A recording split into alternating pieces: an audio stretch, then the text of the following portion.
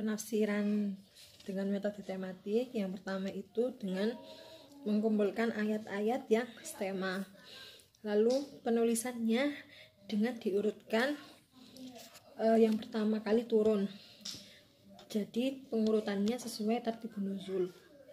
Kemudian lalu kalau ada nuzul, asbabun nuzulnya dibahas, korelasinya juga dibahas. Kemudian yang terakhir hikmah, lalu kesimpulan. Yang pertama yakni ayat-ayat yang membahas mengenai kebenaran dalam Al-Quran. Yang pertama ayatnya Quran surat Al-Baqarah ayat 62. Di sini dijelaskan bahwa asbabun nuzul ayat ini itu ketika Ibnu Abi Hatim meriwayatkan ayat ini tuh turunnya itu karena pertanyaan Salman Al-Farisi kepada Nabi Muhammad tentang bagaimana nasib para sahabat-sahabatnya di Persia dulu. Apakah mereka itu masuk surga atau neraka? Dia tuh menceritakan kalau sahabat-sahabatnya itu beriman kepada Allah, melaksanakan sholat, puasa, dan mempercayai bahwa ada nabi yang akan diutus di akhir zaman.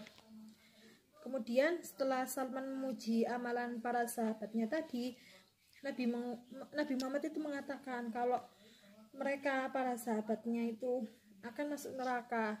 Lah, Salman itu merasa terpukul dengan mendengar berita ini. Tak lama berselang turunlah ayat ini, Al-Baqarah ayat 62. Dalam tafsirnya Ibnu Katsir dijelaskan bahwa menurut Abdullah Ibnu Abbas yang dimaksud dengan orang Yahudi, Syafi'i, Nasrani dalam ayat ini itu mereka yang beriman kepada Allah sebelum diutusnya Nabi Muhammad. Lah mereka itu tapi percaya bahwa akan ada nabi di akhir zaman yang menggantikan nabi-nabi mereka, ya beramal soleh serta tidak melakukan kebatilan yang muncul pada agama mereka. Dua yakni Al-Maidah ayat 48. Ayat ini asbabun nuzul dari ayat ini tuh turun setelah surat Al-Mumtahanah, tepatnya pada peristiwa perdamaian Hudaybiyah, perdamaian antara kaum muslim dengan suku Quraisy. Salah satunya persyaratan perjanjian Hudaybiyah itu semua suku diberikan pilihan mengikuti nabi mereka atau sesuai dengan kehendaknya. Nah, dikisahkan bahwa ayat ini tuh turun kepada Nabi Muhammad untuk memutuskan perkara peradilan yang diajukan oleh ahli kitab dan non-muslim yang meminta arbitrase kepada Nabi agar diputuskan berdasarkan ketetapan Al-Quran. Dengan diturunkannya ayat ini, ya Nabi Muhammad menjelaskan keragaman syariat yang diturunkan Allah kepada masing-masing umat sesuai dengan kondisi zaman dan situasi yang berbeda. Sedangkan pada masa Nabi Muhammad, Allah menetapkan syariat yang berdasarkan dengan Al-Quran. Asbabun nuzul ayat ini menurut Al-Marawi itu dijelaskan bahwa ini itu ada indikasi beragama syariat setelah sebelumnya diturunkan Taurat dan Injil kepada Bani Israel. Selain itu, ayat ini tuh kerap dikutip oleh sebagian kalangan untuk mendukung argumentasi mereka sebagai indikasi bahwa Tuhan itu tidak pernah menggiring manusia dalam syariat yang satu. Nah, Al-Marawi itu juga menyebutkan bahwa sesudah Allah menerangkan perihal beragamnya syariat, Allah itu menerangkan bahwa syariat apapun dibuat sebagai sarana perlombaan menuju amal kebaikan, sebagai media agar orang-orang itu diberi balasan sesuai dengan amal perbuatannya. Al-Baqarah ayat 136. Ayat ini itu memberikan petunjuk kepada hamba-hambanya yang mukmin untuk beriman kepada Al-Quran secara terperinci yang diturunkan kepada mereka melalui rasul-rasulnya, yaitu Nabi Muhammad SAW, dan beriman kepada semua kitab yang pernah diturunkan kepada para nabi terdahulu secara keseluruhan, baik Taurat, Injil, Zabur. Jadi tidak memilih yang satu dan meninggalkan yang lainnya. Hal ini tuh karena pada dasarnya semua para nabi itu beragama dengan agama Islam yang mempunyai satu akidah, yaitu percaya kepada Allah semata. Ali Imran ayat 185. Asbabun nuzul dari ayat ini tuh ketika Mujahid As-Suddi berkata, ayat ini tuh turun berkaitan dengan Al-Harith bin Suwaid, yaitu pada awalnya itu ia itu termasuk sahabat Ansor, tapi selanjutnya itu ia tuh bersama dengan 12 orang lainnya itu murtad dan pergi ke Mekah dalam keadaan kafir. Lalu turun ayat ini, kemudian ia mengirim pesan kepada saudara laki-lakinya bahwa ia bertaubat. Ibnu Abbas radhiyallahu anhu berkata, ia masuk Islam kembali setelah turunnya ayat ini.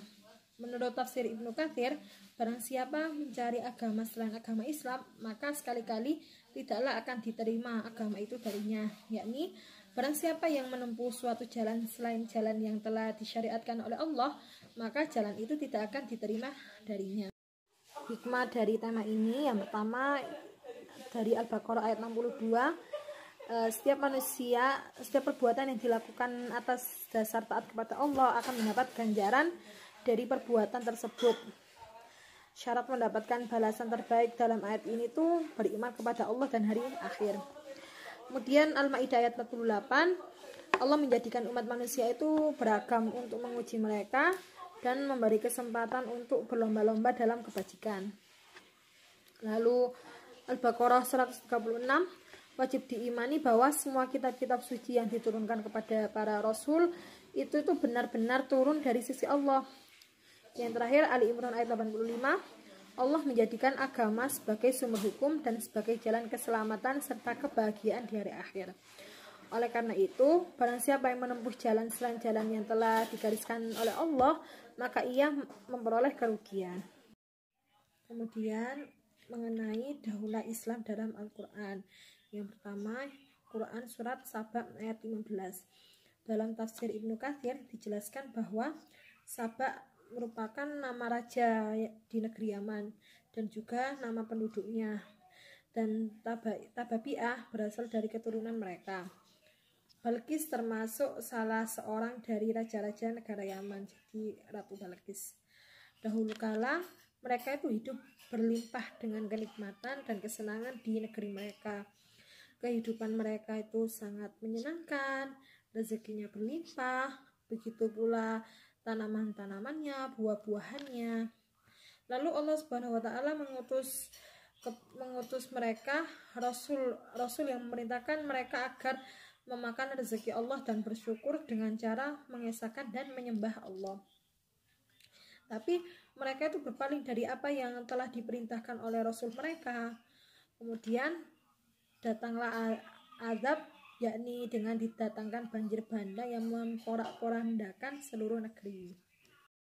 Yang kedua yakni Al-Baqarah ayat 126. Dikisahkan bahwa Abu Ja'far berkata, maksud dari firman Allah, wa idh qala Ibrahim rabbi ja'al hadzal balada amina.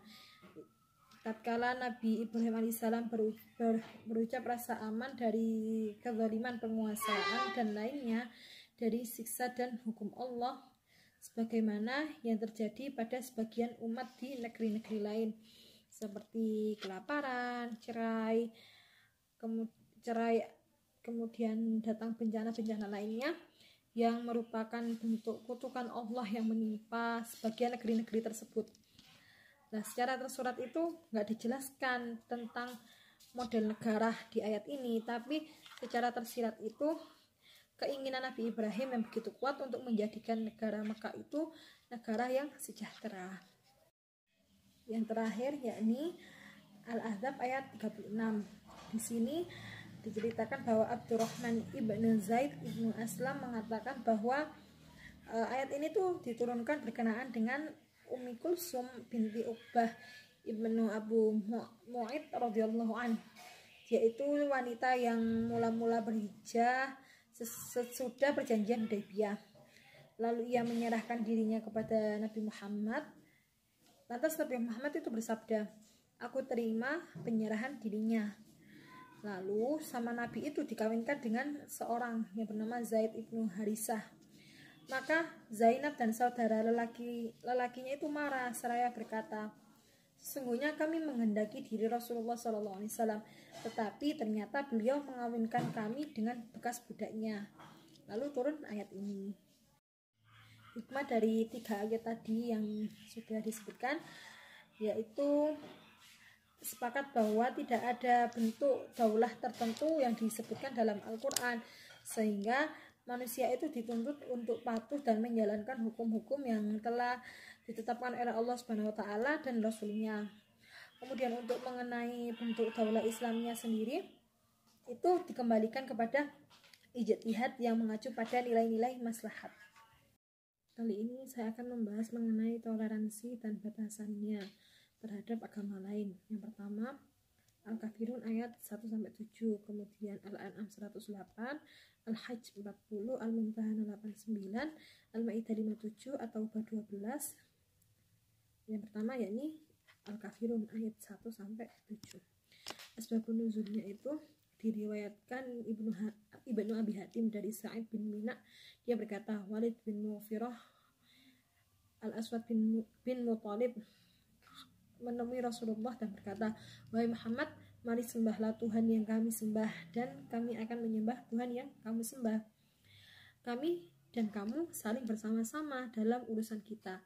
Kemudian Allah menurunkan surat Al-Kafirun ini, lakum dinukum waliyadin, untukmu agamamu dan untukku agamaku.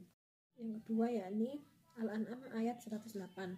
Ayat ini secara tegas ingin mengajarkan kepada kaum muslimin bersikap toleran terhadap orang yang mempunyai keyakinan berbeda. Selain itu, ayat ini mengajarkan untuk dapat memelihara kesucian agamanya dan untuk menciptakan rasa aman serta hubungan harmonis antar umat beragama. Manusia itu kan sangat mudah terpancing emosinya bila sedikit disinggung mengenai agama ataupun kepercayaannya. Berbeda dengan pengetahuan yang mengandalkan akal dan pikiran, kalau agama itu kan mengandalkan emosi. Karena itu dengan mudahnya seseorang itu mengubah pendapat ilmiahnya, tetapi sangat sulit mengubah kepercayaannya, walau bukti-bukti kekeliruan kepercayaan telah ada di hadapannya. Kemudian Al-Hajj ayat 40.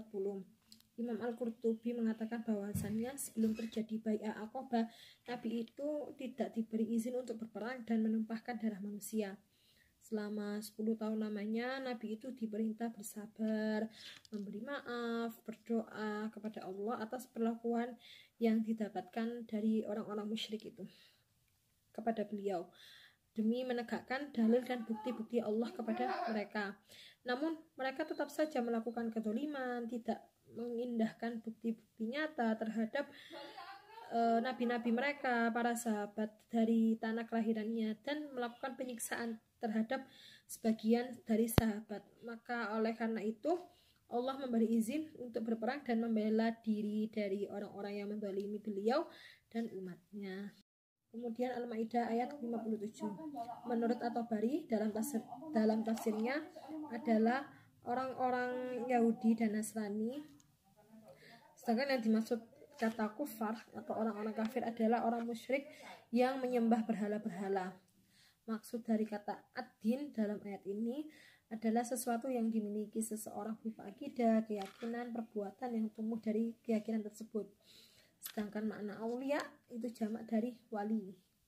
Kata ini pada mulanya berarti dekat. Kemudian dari sini lahir aneka makna seperti penolong, membela dan melindungi, membantu, mencintai dan lain-lain.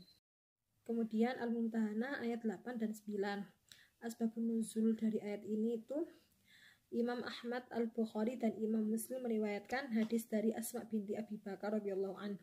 Asma berkata, ibuku mengunjungiku pada saat masih musyrik ketika orang Quraisy melakukan perjanjian gencatan senjata. Lalu aku mendatangi Nabi Muhammad SAW kemudian berkata, wahai Rasulullah, sesungguhnya ibuku mengunjungiku, sedangkan ia senang aku mengambil hadiahnya. Apakah aku harus menyambung tali silaturahmi dengannya? Lantas Nabi menjawab, ya, sambunglah silaturahmi dengan ibumu. Lalu ayat ini turun. Yang terakhir, At-Taubah ayat 12. Menurut Sayyid Tantawi, salah satu penyebabnya mengapa Allah itu dengan tegas mendorong orang-orang mukmin untuk memerangi orang-orang musyrik itu ya ada dalam ayat ini. Ini orang-orang musyrik itu melanggar perjanjian yang telah dibuatnya, terus menyalahi sumpah yang pernah mereka ucapkan untuk memperkuat dari peristiwa ini tadi. Ketika perjanjian Hudaybiyah yang berisi perjanjian untuk tidak berperang selama 10 tahun, tapi ia itu melanggar perjanjian itu dengan menjadi sekutu Bani Bakar untuk memerangi Bani Khuza'ah. Oleh karena itu Allah memerintahkan orang-orang mukmin itu untuk memerangi mereka karena telah melanggar perjanjian yang sudah dibuat sebelumnya. Kemudian Al-Maidah ayat 57. Menurut At-Tabari dalam tafsirnya adalah orang-orang Yahudi dan Nasrani. Sedangkan yang dimaksud kata kufar atau orang-orang kafir adalah orang musyrik yang menyembah berhala-berhala. Maksud dari kata ad-din dalam ayat ini adalah sesuatu yang dimiliki seseorang berupa akidah, keyakinan, perbuatan yang tumbuh dari keyakinan tersebut. Sedangkan makna aulia itu jamak dari wali. Kata ini pada mulanya berarti dekat. Kemudian dari sini lahir aneka makna seperti penolong, membela dan melindungi, membantu, mencintai dan lain-lain.